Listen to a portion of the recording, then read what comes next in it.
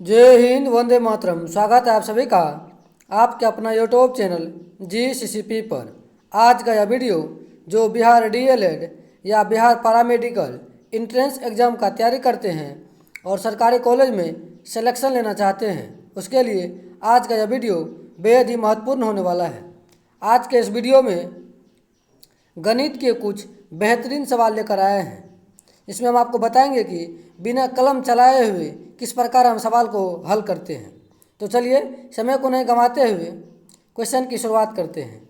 आइए, पहला क्वेश्चन क्या कह रहा है। पहला है कि निम्न में से कौन सी संख्या 9 से विभाज्य है।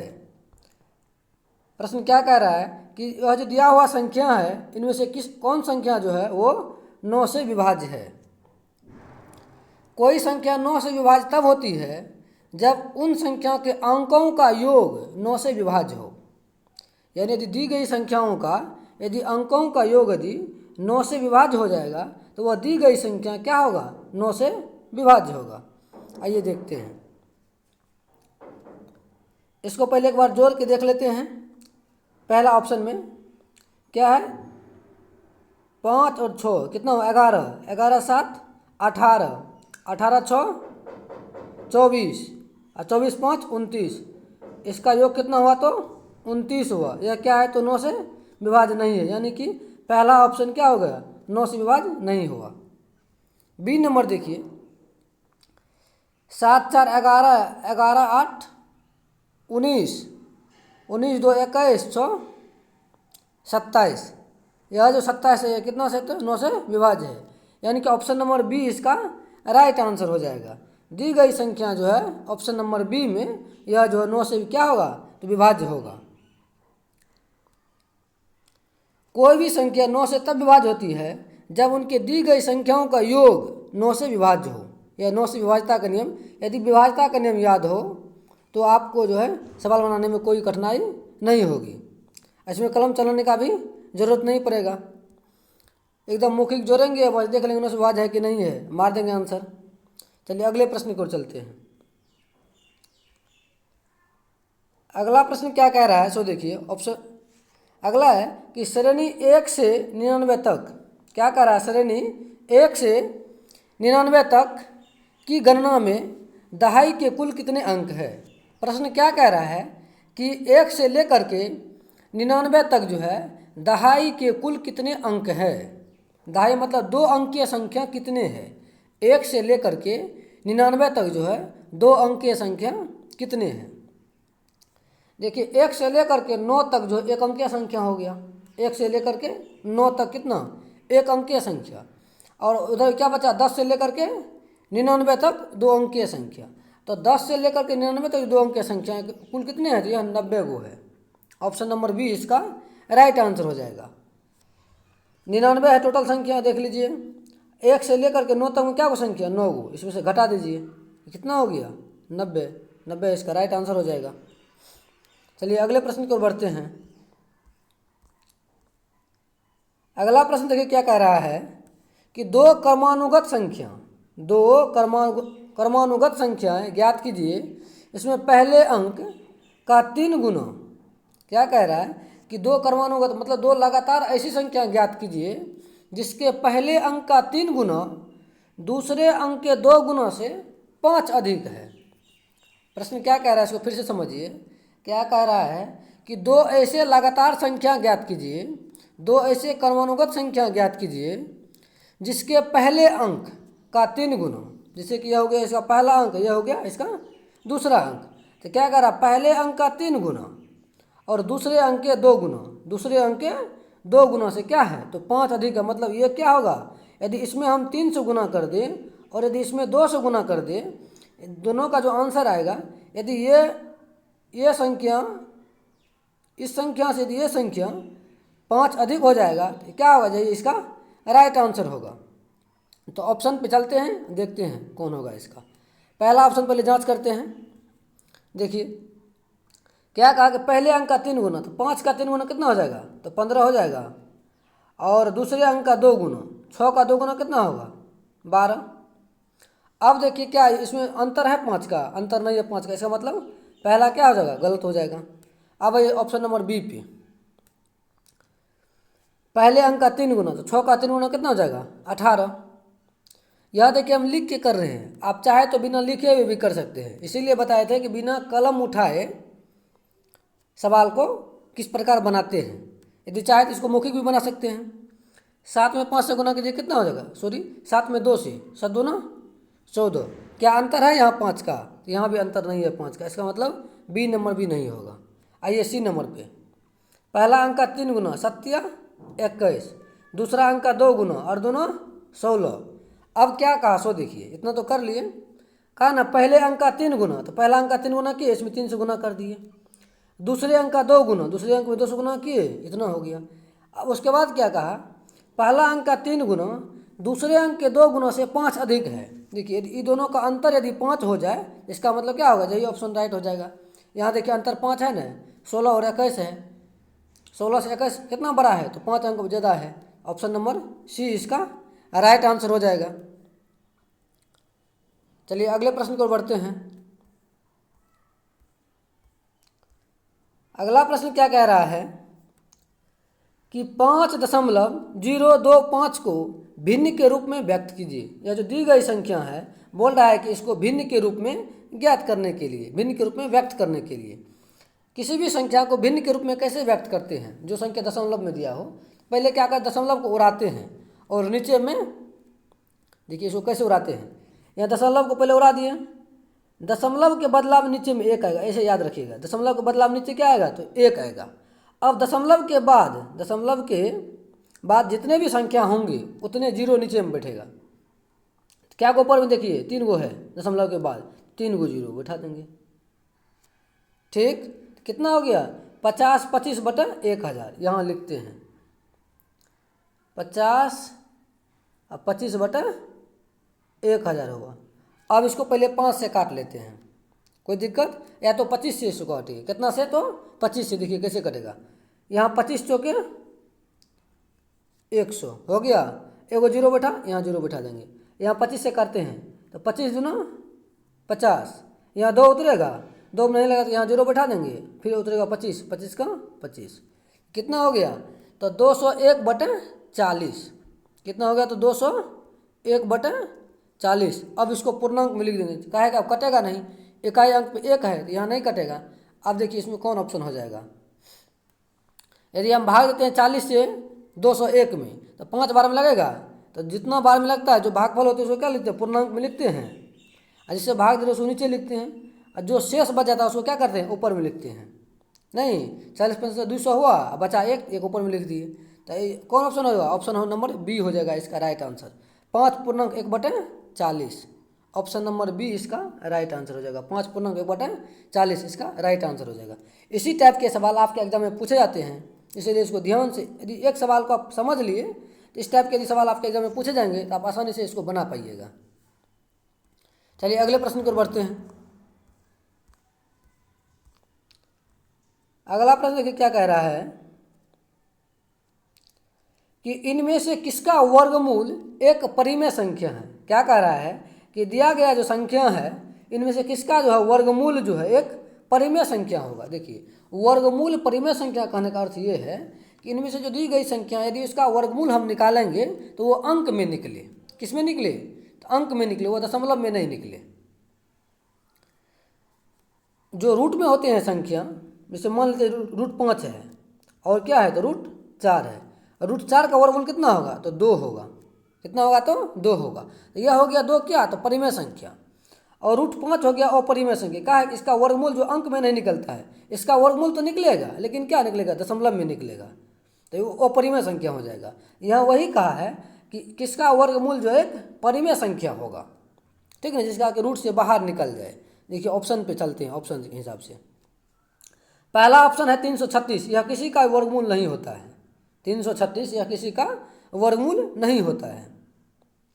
ठीक, 344 भी नहीं होता है, 320 भी नहीं होता है, तो होता है क्या, 324 किसका वर्गमूल होता है, तो 18 का।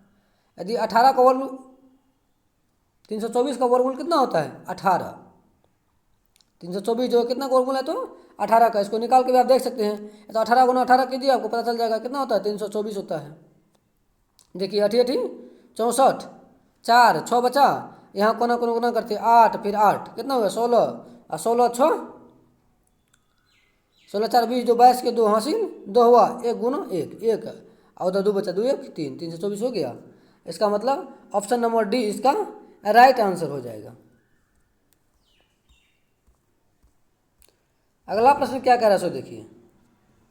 अगला देखिए क्या कहा कि 14 35 और 56 का एलसीएम क्या होगा, लॉसो कितना है। 14 35 और 56 का एलसीएम निकालने का दो विधि है। एक तो लघुत्तम विधि जो जिसे निकालते हैं भाग दे करके, एक है गुणनखंड विधि, गुणनखंड करके। दोनों विधि से कोई एक विधि से निकाल लीजिए। और एक तीसरा विधि जो बताएंगे जो यूनिक मेथड होगा, इसमें कि कोई कलम और कॉपी की आवश्यकता नहीं होगी, सिर्फ दिमाग लगाइए और इसका आंसर आ जाएगा। आइए पहले गुणनखंड विधि से इसको निकाल के देख लेते हैं इसका आंसर क्या होगा। यदि 14 का हम खंड करते हैं तो क्या होगा, 2 गुना 7 हो जाएगा। 35 का करेंगे क्या होगा, 5 गुना 7 होगा खंड। अब आइए 56 का, 56 का जब हम खंड करते हैं क्या होगा, 2 गुना 2, फिर गुना 2, 2 दूना 4 दूना 8, 8 7 56, 7 हुआ। और गुणनखंड का क्या है, जब एलसीएम हम निकालते उसका क्या है, जो तीनों में मिले सबसे पहले उसको हम ले लेते हैं। तो तीनों में कौन मिला है, 7 मिला है, ठीक, 1 7 हो गया। अब उसके बाद देखिए 2 जो है दोनों में मिला है, एगो 2 यहाँ है एगो 2 यहाँ है, ये 2 ले लेते हैं। अब यहाँ बच क्या गया, तो यहाँ 5 बचा, तो यहाँ 5 भी। अब जो बच जाता है गुणनखंड में उसको भी लेते हैं। यहाँ 2 और 2 बचा, 2 दूना 4 भी ये हुआ। अब इसको आपस में गुना कीजिए, कितना होगा एलसीएम इसका, 4 5 20, 20 दूना 40, और 40 7 40, और गुना 7 7 चौके 28, 280 होगा। यानी कि इसका राइट आंसर क्या हो जाएगा, तो ऑप्शन नंबर ए हो जाएगा इसका राइट आंसर, कि 14 35 और 56 का जो एलसीएम होगा कितना होगा, तो 280 होगा। एक बार देखिए इसको फिर से ध्यान से सुन लीजिए कि एलसीएम कैसे निकालते हैं। पहले क्या किए कि दी गई संख्याओं का गुणनखंड कर दिए। क्या किए, तो गुणनखंड करिए। 14 का 2 7 हो गया, 35 का 5 गुना 7 हो गया, और 56 का 2 गुना 5 गुना 2 गुना 7 हो गया। अब जो यह एलसीएम निकालने का जो विधि है, जो दी गई संख्या जो सभी में मिलते हैं, तो पहले उसको लिख लिए। 7 देखिए तीनों में था, लिख लिए 7। फिर 2 देखिए 2 गो में था, तो उसको भी लिख लिए। 1 2 यहाँ भी 1 2 यहाँ भी। अब क्या बचा, यहाँ 5 बचा। जो किसी में नहीं मिलता है उसको भी यहाँ लिख लेते हैं। और ये दोनों में क्या बचा, दोनों में 2 गुना 2 बचा, यानी 4 बच गया यहाँ, तो इसको भी लिख लिए। अब आपस में गुना कर देते हैं, जो आंसर आया वही इसका एलसीएम हुआ। एक तो ये विधि है, एक ये विधि आप लोग जानते ही होंगे बचपन का विधि, कि 14 35 और 56 का ऐसे करके, जैसे 2 से लगाए पहले, मिनिमम संख्या 2 से लगाते थे, 7 हो गया, 35 में नहीं लगेगा, 56 में लगेगा 28, यानी कि कम से कम 2 संख्या में लगनी चाहिए। यही था इसका बनाने का विधि, ये तो आप लोग जानते ही होंगे। इसका आंसर क्या होगा, तो 280 हो गया। अब आइए तीसरा एक विधि से जो बनाते हैं, इसको कैसे बनाते हैं। यदि न तो एलसीएम गुणनखंड विधि से निकालेंगे, न तो भाग विधि से, डायरेक्ट इसको कैसे बनाते हैं सो देखिए। यदि आपको विभाज्यता का नियम याद रहे, क्या रहे, यदि आपको विभाज्यता का नियम याद रहे, यह सवाल बनाना बेहद ही आसान है, ठीक। आइए विभाज्यता के नियम पे इसको कैसे बनाते हैं सो देख लीजिए। एलसीएम का मतलब ये होता है, एलसीएम का मतलब होता है लोवेस्ट कॉमन फैक्टर, मतलब जो लघुत्तम जो हुआ, जो सबसे छोटा होगा दी गई संख्याओं में, वो क्या होगा, तो एलसीएम होगा। जो छोटे से छोटे, जो मिनिमम संख्या में भाग लग सके, ठीक, एलसीएम का मतलब यही होता है। तो यहाँ ऑप्शन से देखिए 560 जो है, इसमें देखिए सबसे भाग लगेगा, 14 से भी लगेगा, 35 से भी लगेगा, और 56 से भी लगेगा। पहले देखिए चारों ऑप्शन में कौन सबसे ज़्यादा है, तो ऑप्शन नंबर डी सबसे बड़ा है।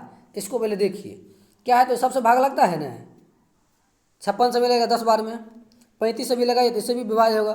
कैसे देख लीजिए, 35 का गुणनखंड जानते हैं हम क्या होगा, 7 गुना 5। यदि दी गई संख्या 5 और 7 से विभाज्य हो तो वह क्या होगी, 35 से विभाज्य होगा। तो 56 5 से विभाज्य है। कैसे, 5 से विभाज्यता का नियम ये है कि दी गई संख्याओं का यदि इकाई अंक पे 0 या 5 रहे तो वह संख्या क्या हो गई, तो 5 से विभाज्य हो गई। इस संख्या में क्या है, इकाई अंक पे 0 है, तो इसका मतलब ये संख्या 5 से विभाज्य है। और 7 से विभाज्यता का नियम क्या है, तो डायरेक्ट भाग दे दीजिए, 56 है यहाँ, 56 में 7 से भाग लगेगा 8 बार में, और जीरो बैठा तो जीरो लगवे करता है। इसका मतलब 7 और 5 से विभाज्य है। दी गई संख्या यदि 7 और 5 से विभाज्य है तो वो संख्या क्या होगा, 35 से विभाज्य होगा। अब देखिए 14 से तो डायरेक्ट भाग दे के देख सकते हैं, 14 पंचा 14 चौके 56, 4 बार में लगेगा ये 60, तो क्या होगा, इसका डी हो गया। तो डी को हमको नहीं लेना है, चूँकि क्या है सबसे बड़ा है। ऑप्शन में देखेंगे जो सबसे छोटा होगा वहाँ से हम शुरुआत करेंगे। क्या करेंगे, जो सबसे छोटा ऑप्शन होगा उसमें हम देखेंगे कि दी गई संख्या से क्या भाग लग रहा है, यदि लग रहा है तो वही उसका आंसर हो जाएगा। आइए सबसे छोटा संख्या इसमें कौन है ऑप्शन, ऑप्शन नंबर बी है 140। इसमें भाग दीजिए 14 से, भाग लग जाएगा। 35 से दीजिए भाग, तो 35 से भी लग जाएगा। काहे देखिए 35 से कैसे भाग लगेगा, 140 तो 5 से विभाज्य है और 7 से विभाज्य है, 7 दूना 14, 20 बार में लग जाएगा। तो जो संख्या 7 और 5 से विभाज्य होगा तो वो बताए, तो 35 से विभाज्य हो जाएगा। तो इसका मतलब क्या है, 140 14 से भी विभाज्य हो गया और 35 से भी हो गया। नहीं, अब आइए 56 पे, यदि यह संख्या 56 से विभाज्य हो जाए, दी गई संख्या यदि तीनों से विभाज्य हो जाएगा तो क्या होगा, यही इसका एलसीएम हो जाएगा। 56 से देखिए 140 में भाग नहीं लगता है, काहे 56 का गुणनफल होगा 7 गुना 8। दी गई संख्या 7 से तो विभाज्य है, लेकिन यह संख्या 8 से विभाज्य नहीं है। क्यों नहीं है, तो 8 से विभाज्यता का नियम यह है कि दी गई संख्याओं का अंतिम तीन अंक यदि अंतिम 3 अंक का योग यदि वो 8 से विभाज्य है तो वो दी गई संख्या 8 से विभाज्य होगा। अंतिम 3 अंक इसमें अंतिम 3 अंक इसमें है ये है, इसको जोड़िए, 4 1 5 हो गया, 0 तो 5 है, 5 से भाग लगेगा कभी, 5 में 8 से भाग लगेगा तो नहीं लगेगा। इसका मतलब क्या है, यह संख्या 56 से विभाज्य नहीं है। तो इसका मतलब हुआ कि 140 इसका आंसर नहीं होगा। यदि आप एक सवाल को समझ लेते हैं तो किसी भी प्रकार के सवाल पूछे जाएंगे आपसे आराम से बना दीजिए, इसीलिए एक सवाल को अच्छे से समझा देते हैं। आइए अब ऑप्शन नंबर जो इससे छोटा है, अब इससे छोटा क्या है, 221 है, यही ना है। इसमें देखिए 7 से विभाज्य हो जाएगा या 5 से भी हो जाएगा, यह संख्या फिर 56 से विभाज्य नहीं होगा। काहे, यह संख्या 8 से विभाज्य नहीं है। 8 से विभाज्यता का नियम अभी बताए थे। 8 से विभाज्यता का नियम क्या है, दी गई संख्याओं का यदि अंतिम 3 अंक का योग 8 से विभाज्य है तो वह संख्या 8 से विभाज्य होगा। इसमें देखिए अंतिम 3 अंक 210 है, 3 अंक को जोड़ते हैं 2 1 3 0, 3 हो गया, 3 जो है 8 से विभाज्य नहीं है। इसका मतलब यह भी आंसर नहीं होगा। अब आइए कौन, तो 280 पे, 280 को देखिए, हम जान रहे हैं कि यह 14 से विभाज्य, 14 दूना 28 हो गया, यहाँ डायरेक्ट जान लेते हैं। 35 में देखिए 7 से विभाज्य है, 7 चौके 28 और 5 से विभाज्य है, क्या अंतिम में 0 है। और 56 देखिए, यह 56 से विभाज्य है, कैसे सो देख लीजिए। 280 में यदि हम 56 से भाग देते हैं, 280 में यदि हम 56 से भाग देते हैं, इसका क्या है, इसको ऐसे कहा है विभाज्यता के नियम से। देखिए अंतिम 2 अंक, सॉरी अंतिम 3 अंक नहीं था, अंतिम 2 ही अंक यदि 8 से विभाज्य हो तो 8 80 है, यहाँ 8 और 0 8 हो गया, 8 8 से विभाज्य है। इसका मतलब क्या होगा, दी गई संख्या 56 से विभाज्य होगी। 7 से विभाज्य है ही, 7 से भाग दीजिए 280 में, 7 चौके 28 भाग लग जाता है। इसका मतलब क्या होगा, इसका आंसर ऑप्शन नंबर ए हो जाएगा 280। इसी टाइप के सवाल आप बना सकते हैं। यदि आवे एलसीएम का, आप देख करके विभाज्यता के नियम लगा करके आप इसको आंसर टिक कर सकते हैं। चलिए अगले प्रश्न पर बढ़ते हैं। अगला प्रश्न क्या दिया हुआ है कि दो संख्याओं का गुणनफल 31 92 है तथा उनका, देखिए दो संख्याओं का गुणनफल 31 92 है तथा उनका, ये नहीं दिया हुआ क्या 56 है, तो उनका एचसीएफ क्या होगा। देखिए सवाल में कहीं मिसप्रिंट है कि दो संख्याओं का गुणनफल इतना है, एचसीएफ का निकालने के लिए, इसका मतलब 56 क्या है, तो उसका एलसीएम है। क्या है, तो एलसीएम है। हम जानते हैं कि दो संख्याओं का गुणनफल जो दिया हुआ उसके बराबर होता है दो संख्याओं का गुणनफल, मतलब जना ए गुना बी, ए कोई और बी कोई संख्या है, ए गुना बी बराबर होता है एलसीएम गुना एचसीएफ। तो दो संख्या गुणनफल हमको दिया हुआ है कितना, तो 31 92। अब यहाँ लिखते हैं दो संख्या गुणनफल दिया हुआ कितना, तो 31 92 बराबर एलसीएम कितना है 56 है, और एस गुना बोला एस एफ निकालने के, एलसीएम गुना एस सी एफ। अभी 56 को इधर आएगा तो क्या होगा, भाग में आ जाएगा। तो मान लेते हैं यहाँ लिखे कितना 31 92 बटा कितना, तो 56 बराबर क्या, तो एच सी एफ। अब इसमें 56 से भाग देंगे, जो आंसर आएगा वही होगा। अब इसको काटिए कितना से, 8 से काटिए पहले, 8 सतह 56, यहाँ 8 से काटिए, 8 तिया 24, 24 यहाँ कितना बचा, 24 34, 7 बचा यहाँ, 7 79 हुआ, तो 9 8 72, फिर वहाँ कितना बचा, 7 2 9 8 72, फिर तो कितना हो गया 399/7। यहाँ कितना हुआ, यहाँ भी 9 हुआ, 399/7, फिर 7 से इसमें भाग दीजिए, 7 5 35, 4 49, 7 7 49, यानी कि 57 इसका राइट आंसर हो जाएगा। ऑप्शन नंबर डी इसका राइट आंसर हो जाएगा 57। अगले प्रश्न की ओर बढ़ते हैं। अगला प्रश्न क्या कह रहा है, सो देखिए, कौन सी संख्या सभी संख्याओं का गुणनखंड होती है। क्या कह रहा है कि कौन सी संख्या ऐसी है जो सभी संख्याओं का गुणनखंड होती है। इसका राइट आंसर हो जाएगा ऑप्शन नंबर बी 1। 1 जो है वो सभी संख्याओं का गुणनखंड होती है। 1 जो है वो क्या होती है, सभी संख्याओं का गुणनखंड होती है। किसी भी संख्या में गुणनखंड क्या है, जो जिस संख्या उसमें भाग लगे, तो 1 से किसी भी संख्या में भाग लगा, देखिए भाग लग जाता है, इसका मतलब क्या होगा, 1 जो है इसका राइट आंसर हो जाएगा। चलिए अगले प्रश्न को बढ़ते हैं। अगला प्रश्न क्या दिया हुआ है, सो देखिए, 512 के कितने गुणक पूर्ण वर्ग होते हैं। क्या कह रहा है कि 512 के ऐसे कितने गुणक हैं जो पूर्ण वर्ग होते हैं। पहले तो 512 का हमको गुणनखंड निकालना होगा, नहीं, यानी कि 512 में किस किस संख्या से भाग लगता है, पहले इस चीज़ को निकालना होगा। देखिए 512 में जो है किस किस से भाग लगता है, सो देखिए, इसमें 2 से भाग लगेगा, लग जाएगा, 4 से भी लग जाएगा, 8 से भी लग जाएगा। 4 से देखिए भाग कैसे लगेगा, अंतिम 2 अंक का योग यदि 4 से विभाज्य हो तो संख्या विभाज्य होगी 4 से, 2 1 3, इसमें तीनों लेना पड़ेगा। देखिए 4 से 4 का 4, 1 बचा 11 हो गया, 4 2 8 3 32 हुआ, और 3 24, 4 2 6 1 7, 3 संख्या देखिए, 4 2 6 हुआ, 6 1 हो गया 7, सॉरी 5 2 7 1 8, 8 में 4 से भाग लग जाता है, इसका मतलब क्या है, 4 से विभाज्य है। 512 8, तो 5 से ये भी 8 से विभाज्य होगा। उसके बाद क्या होगा, तो ये 12 से नहीं होगा विभाज्य, 12 से विभाज्य है। पूर्ण वर्ग होने वाली संख्या, तो हमको ये भी देखना है कि कौन संख्या इसका पूर्ण वर्ग होगा। तो दो तो इसका पूर्ण वर्ग नहीं होगा, 4 इसका पूर्ण वर्ग होगा, क्या है कि 2 का स्क्वायर है। 8 भी इसका नहीं होगा पूर्ण वर्ग। 8 के बाद चलते हैं आप 16 से, जो पूर्ण वर्ग है, 16 से भाग लगेंगे 212 में तो लग जाता है। 16 किसका है, 4 का स्क्वायर है ना, 16, इससे तो हो गया। अब 16 के बाद क्या है, 64 है, 512 में 64 से भाग लगता है तो हाँ लग जाएगा, भाग लगा के देखिए उससे भी लगेगा। 64 किसका स्क्वायर है, तो 8 का स्क्वायर है, यह तो हो गया। अब उसके बाद आइए 64 के बाद आ जाएगा 512 है, तो उसके बाद क्या आएगा, तो 512 है।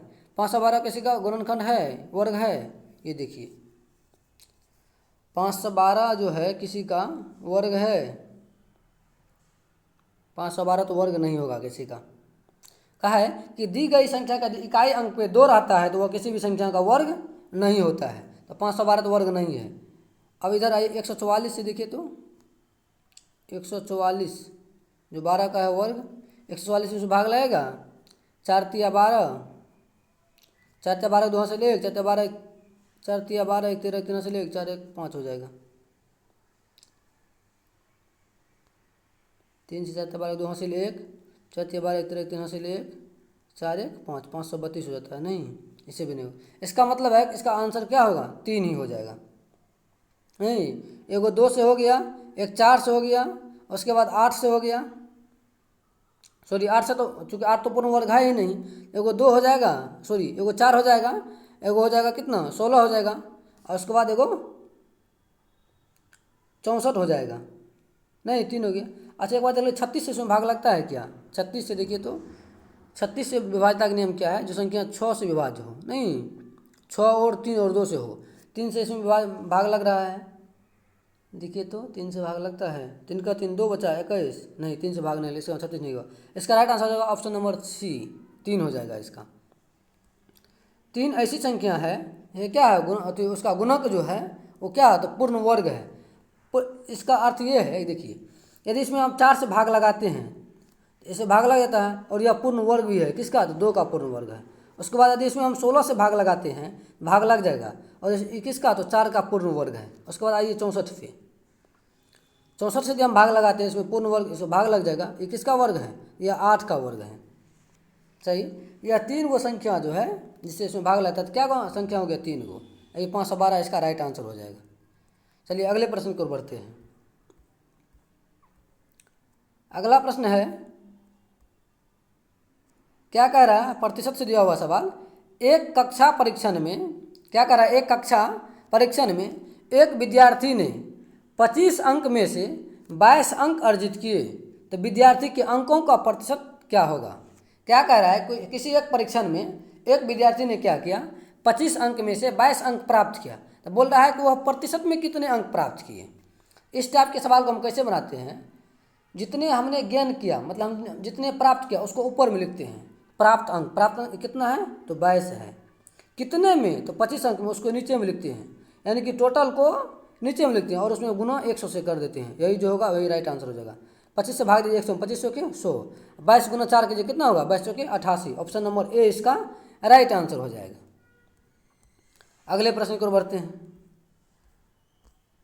अगला प्रश्न देखिए क्या कह रहा है, लाभ हानि से सवाल है कि एक 13% हानि और 15% लाभ के बीच का अंतर 63 था, तो प्रश्न में वस्तु का लागत मूल्य क्या है। क्या कह रहा है कि कोई एक वस्तु जो है उसमें यदि 13% हानि होती है और यदि उसमें 15% लाभ होता है, उनके बीच का अंतर जो वह 63 रुपया होता है, तो बोला उसके लागत मूल्य क्या है, यानी उसका क्रय मूल्य क्या है। इस टाइप के सवाल को हम कैसे बनाते हैं, सो देखिए। मान लेते हैं कि लागत मूल्य क्या है, तो 100 रुपया है, मान लिए, और हानि और लाभ दोनों को आपस में जोड़ देते हैं, जितना परसेंट हानि और जितना परसेंट लाभ होता है उसको क्या करते हैं, आपस में जोड़ देते हैं। क्यों जोड़ते हैं इसको भी बताएंगे बाद में, पहले देख लीजिए। यहाँ दोनों को जोड़ दिए, तब 13 और 15 कितना हो गया, तो 28 हो गया। नहीं, इसमें क्या करते हैं, तो उतना से गुना करते हैं, 28% हो गया, प्रतिशत मतलब बटे 100 होता है। बराबर जो अंतर में दिया हुआ उसको लिख लेते हैं, 63 है तो 63 लिख लिए। अब इसको पहले काटिए, 7 से कटेगा, 7 चौके 28, 7 से कटेगा 7 नाम 63, यहाँ 4 से 100 काटिए, 25 चौके 100, और x बराबर क्या हो जाएगा, 25 गुना 9 कीजिए, 225, ऑप्शन नंबर ए इसका राइट आंसर हो जाएगा। इस टाइप के सवाल को यदि हानि परसेंट और लाभ परसेंट दिया रहे और दोनों के बीच का अंतर दिया रहे, तो उसको क्या करेंगे, पहले जो लागत मूल्य पूछे तो उसको x मान लेंगे, कोई दिक्कत, और हानि परसेंट और लाभ परसेंट को आपस में जोड़ लेंगे और क्रय मूल्य में उसको गुना कर देंगे। परसेंट को हटा करके नीचे में क्या लिख देंगे, 100 लिख देंगे। कहा है कि प्रतिशत का मतलब होता है बटा 100, बराबर जो अंतर दिया रहता है संख्या में उसको बराबर कर देते हैं और काट कूट कर लेते हैं, जो आंसर आता है वही उसका आंसर होता है। ठीक, अब आइए इसको कहा ऐसा करते, सो देखिए 13% हानि हुआ है और लाभ कितना हुआ है, तो 15%। लाभ में क्या करते हैं, जोड़ते हैं ना, तो कितना होगा, 115 होगा, नहीं होगा, 100 में जोड़ते हैं लाभ को, जितना परसेंट लाभ होता है, और हानि में क्या करते हैं, 100 में उसको घटाते हैं, तो 100 में से 13 घटाइए कितना होगा, देखिए हो गया 7, यहाँ क्या 9, 9 में से गया बचा 8, यहाँ 87 हुआ। यहाँ कहा क्या कहा, लाभ और हानि के बीच का अंतर 63 है। यहाँ देखिए अंतर कितना होता है, इसको अंतर निकालिए, क्योंकि यहाँ संख्या में अंतर दिया हुआ है, हमको यहाँ क्या होगा, प्रतिशत में अंतर निकालना पड़ेगा, तब न प्रतिशत अंतर बराबर संख्या के अंतर को हम बराबर करेंगे। यहाँ घटा के देखिए एक बार, कितना हो गया, 8 हो गया, यहाँ कितना बचा 10, 2 बचा, ही कट गया, यहाँ बचा ना 28, इतना हम कायल करेंगे, इस दोनों को हम काहे ना जोड़ देंगे, तो वही आंसर आएगा। समझ गए होंगे ऐसा काहे करते हैं। चलिए अगला सवाल कर बढ़ते हैं। अगले सवाल है, अनुपात से दिया हुआ है कि 3 दिन का 30 घंटे के साथ अनुपात ज्ञात कीजिए। क्या कहा कि 3 दिन का जो है वो 30 घंटे के साथ जो अनुपात ज्ञात कीजिए। तो एक दिन में कितने घंटे? 24 घंटे। तो 3 दिन में कितने घंटे? तो 3 गुना 24 कर लेंगे, 3 गुना 24। अनुपात बोला तो अनुपात तो 3 दे देंगे, इधर 30 लिख देंगे। अब इसको काट उट कर देते दोनों बगली, जो होगा इसका राइट आंसर हो जाएगा। 3 से इधर काटिए, 3 10 30, ठीक। अब 2 से कटेगा, ये 5 बार में, ये कटेगा 12 बार में, तो क्या हो गया? 12:5 इसका right answer, 12:5, option number B. देखिए इसका उल्टा भी दिया हुआ है, तो ध्यान से रखिएगा और ध्यान देकर काटिएगा। ऑप्शन नंबर बी इसका राइट आंसर हो जाएगा। चलिए अगले सवाल की ओर बढ़ते हैं। अगला सवाल दिया हुआ है कि 3680 पर 4% वार्षिक साधारण ब्याज की दर से 2.5 साल में कितना ब्याज प्राप्त होगा? साधारण ब्याज से सवाल दिया हुआ है। साधारण ब्याज क्या होता है इसको जान लीजिए। यदि आप किसी से कोई धन लिए साधारण ब्याज पे, तो उसका जो होता है वार्षिक चलता है, उसका ब्याज क्या चलता है? वार्षिक चलता है। एक वर्ष में उसका जो परसेंटेज होता है ब्याज का दर, उस पर आप जो है कितना आपको ब्याज लगेगा, आप कितना समय के लिए, मतलब 1 साल के लिए, साल बाय साल। इसका फॉर्मूला देखिए, साधारण ब्याज निकालने का फॉर्मूला क्या होता है? साधारण ब्याज होता है सिंपल इंटरेस्ट, इसको लिखते हैं SI। SI बराबर क्या होता है? मूलधन, मूलधन को लिखते हैं P, मूलधन गुना समय, समय को लिखते हैं T, गुना दर मतलब R, रेट, इसको लिखते हैं R, बटे 100। अब इसमें आपको जो दिया हुआ उसको रख दीजिए, जो नहीं दिया हुआ उसको X मान लीजिए, उसको या तो वही रहने दीजिए, काट कुट कीजिए, उसका आंसर आ जाएगा। अब देखिए इस सवाल में क्या दिया हुआ है? साधारण ब्याज बोला निकालने के लिए, मतलब SI हमको नहीं दिया हुआ, यही ना, लेकिन P दिया हुआ है कितना? P दिया हुआ 380 रुपया दिया हुआ है ना। T दिया हुआ समय कितना? 2.5 वर्ष दिया हुआ है। और R दिया हुआ दर 4% वार्षिक दर दिया हुआ ना, 4% वार्षिक ब्याज की दर, तो दर दिया हुआ 4%। इसको लिखते हैं और बनाते हैं। देखिए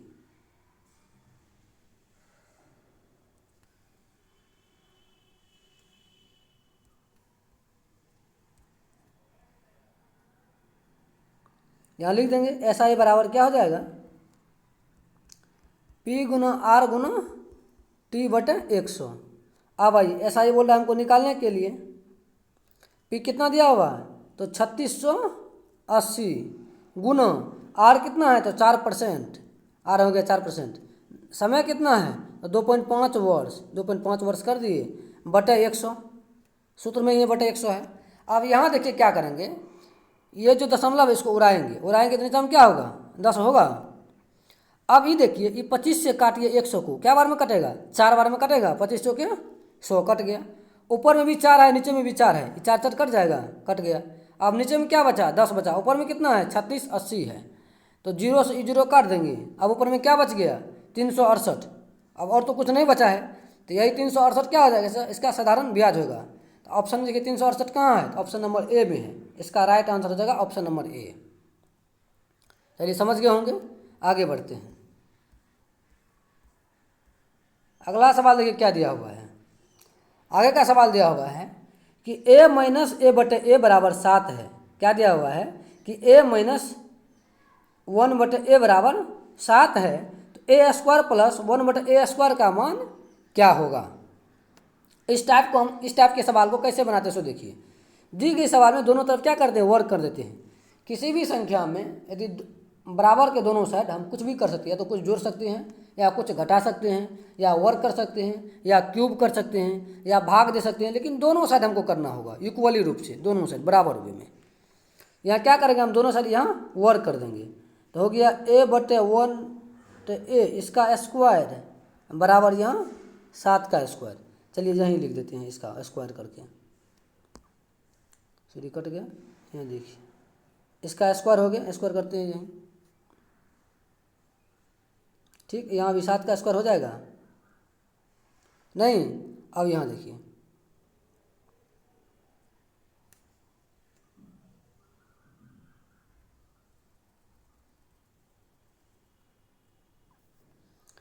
यहाँ क्या हुआ? तो a बटे 1 a माइनस 1 बटे ए के स्क्वायर बराबर 7 के स्क्वायर। दोनों साथ क्या किए? तो वर्क कर दिए, ठीक। अब इसको a माइनस बी, यदि हम इसको a माने और इसको क्या माने? b माने, तो a माइनस बी का होल स्क्वायर हो गया। इसको तोड़ते हैं, a माइनस बी का होल स्क्वायर क्या होता है? a स्क्वायर होता है ना, प्लस b स्क्वायर, b का मतलब 1 बटे a, बी स्क्वायर। अब माइनस होता है ना 2ab, 2a का मान a, b का मान a बटे a हो गया। अब बराबर है इधर क्या हुआ 749। अब यहाँ देखिए a गुना a है, ये कट जाएगा नहीं कटेगा। अब यहाँ क्या हुआ 2 गुना 1 बचा, यहाँ 2 गुना 1। यदि इसको 2 को हम इस साइड ले जाते हैं, इधर ये माइनस में तो उस साइड हो जाएगा प्लस में। अब यहाँ देखिए इसको लिख लेंगे a स्क्वायर प्लस 1 का स्क्वायर करेंगे तो 1 होगा। अब बटे में है 8, a का स्क्वायर करेंगे a स्क्वायर हो जाएगा, 1 बटे क्या होगा a स्क्वायर हुआ। अब बराबर अब इस साइड 2 गुना 1 क्या होगा 2 होगा, इसको बराबर उस साइड ले जाएंगे, इधर माइनस में है तो बराबर उस साइड ले जाने के बाद क्या होगा तो प्लस में हो जाएगा। तो 49 प्लस 2 कितना हो गया 51। हमको क्या कहा था निकालने के लिए a स्क्वायर प्लस 1 बटे a स्क्वायर का मान, a स्क्वायर प्लस 1 बटे a स्क्वायर का मान क्या निकला 51 निकला। इसका राइट आंसर क्या होगा ऑप्शन नंबर डी इसका राइट आंसर हो जाएगा। चलिए अगले प्रश्न की ओर बढ़ते हैं। अगला प्रश्न दिया हुआ है त्रिकोणमिति से है। क्या दिया हुआ है कि sec theta minus tan theta बराबर 1/3 है, तो sec theta plus tan theta का मान क्या होगा, ये कह रहा है। देखिए एक फॉर्मूला हम जानते हैं कि sec square theta SEC sec square theta minus tan square theta बराबर क्या होता है 1 होता है। सभी जानते होंगे इस फॉर्मूला को। Sec square theta minus tan square theta बराबर क्या होता है तो 1 होता है। अब ये देखिए यदि सेक को हम a मान लें और टेन को हम b मान लें, ये हो जाएगा a square minus B square. तो a square minus B square का फॉर्मूला क्या होता है a plus B into A minus B. तो a plus B into A minus B, वो कितना हो गया SEC सेक थीटा माइनस क्या टेन थीटा। और दूसरा क्या हो गया SEC sec theta plus tan theta बराबर कितना तो 1 हो गया। नहीं बराबर 1 यही ना हुआ, बराबर 1 दिया हुआ है। अब इस सवाल में देखिए कि sec theta minus tan theta का मान हमको दिया हुआ कितना 1/3। इसके जगह हम लिख सकते हैं 1/3, 1/3 लिख दिए इंटू यहाँ कितना क्या हुआ SEC sec theta plus tan theta बराबर क्या हो गया 1 हो गया। अब ये देखिए यहाँ 1/3 क्या गुना के रूप में है इस साइड, अब बराबर उस साइड जाएंगे 3 यहाँ भाग के रूप में है, और बराबर उस जगह 3 क्या होगा गुना के रूप में हो जाएगा। तो क्या होगा sec theta plus tan theta बराबर 3 हो जाएगा, होगा ना। यहाँ यदि 1/3 है क्या है 1 गुना के रूप में है, 3 क्या है तो भाग के रूप में है, तो 1 इधर भाग के रूप में जाएगा तो उसका तो कोई वैल्यू नहीं। यहाँ बचा 3 यहाँ भाग के रूप में है, अब बराबर कर इस साइड इसको भेजेंगे तो क्या होगा गुना हो जाएगा, 1 गुना 3 हो जाएगा। क्या होगा तो 1 गुना 3 हो जाएगा, तो क्या हो जाएगा sec theta plus tan theta बराबर 3। यही ना। अब यहाँ इसको इस प्रकार लिख सकते हैं कि sec theta plus tan theta बराबर 1, इधर 1/3 था, 3 इधर हो जाएगा गुना में तो हो जाएगा 3 बराबर 3। इसका राइट आंसर हो जाएगा क्या ऑप्शन नंबर सी इसका राइट आंसर हो जाएगा। आज का ये वीडियो इसमें 15 सवाल था। आज का ये वीडियो आपको कैसा लगा कमेंट सेक्शन में आपको कमेंट करके जरूर बताइएगा। और जो अभी तक चैनल को सब्सक्राइब नहीं किया है वो चैनल को सब्सक्राइब कर लीजिए प्लीज़, और वीडियो को लाइक कर दीजिए, अपने दोस्तों के बीच शेयर कीजिए ताकि अधिक से अधिक लोग जुड़ सके। इसमें कहाँ सुधार करने की ज़रूरत है आप लोग कमेंट करके ज़रूर बताइएगा, क्या और बेहतर किया जा सकता है। थैंक यू, जय हिंद।